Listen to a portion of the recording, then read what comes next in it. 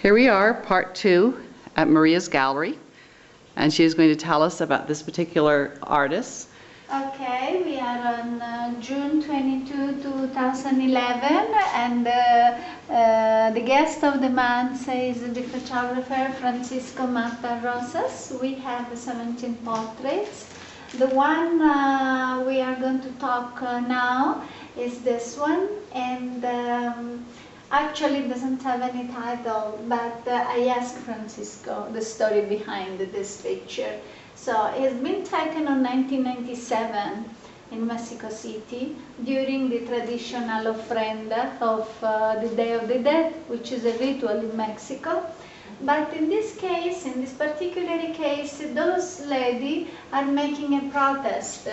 They protest against the lack of attention for their colleague because their colleague died of AIDS and they were prostitutes. So I understand that when you are a prostitute you don't get the same attention as a normal person. So this fact, it happened in 1997. It's important to say that because Mexico City has a different mayor now, which pay more attention to the problem of the woman, so we have to pay a tribute for that.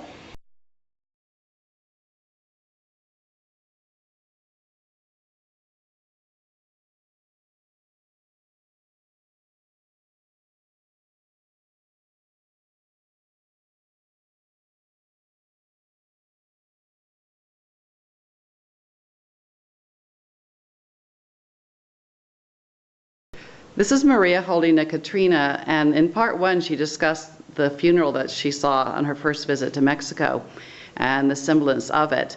And also in the photography that we just saw, the semblance is a Catrina over the face of the prostitutes. Mm-hmm. So in this part we're going to talk about Catrina and the importance of life and death over Mexico as an icon, mm-hmm, an object of art.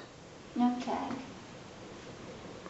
Well, actually it became an object of art. I am sure that when in Michoacan they started to do the Catrina, they just follow a tradition because only recently those small objects start to have a signature on the back. For a long time the Michoacan artisan that make this Catrina, they just inspired themselves from the Catrina that Posada did, which is a more important Mexican artist.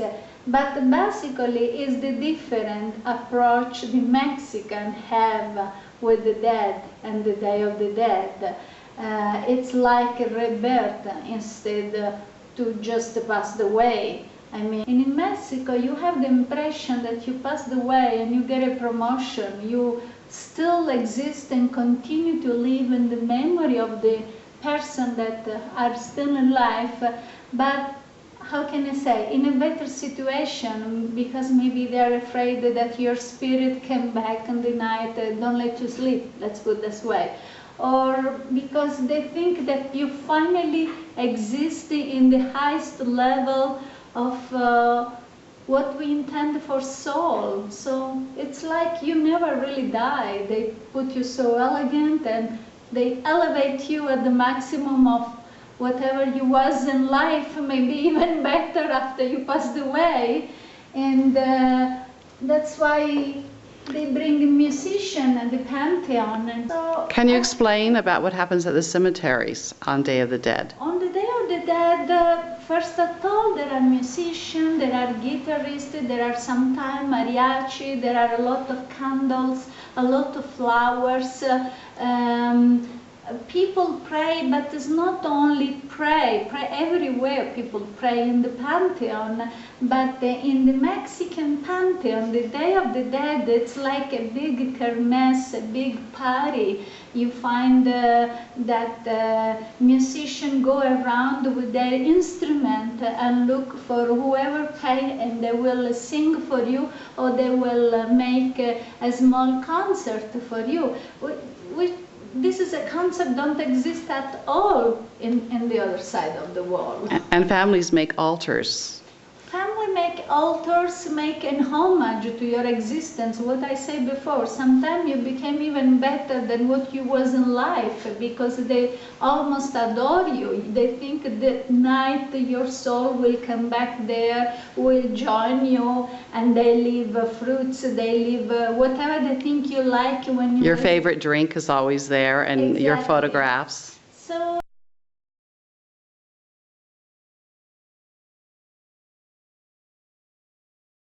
me in Mexico, when people love you, you never die. You continue to exist in their memory in a different way. And the Day of the Dead is that important day when you get fresh flowers, when they come and clean all over around you and look for musician and look for incense and look for copal and look somewhere where they can sit and stay all the night because they really believe that that night your soul will come back and will join you.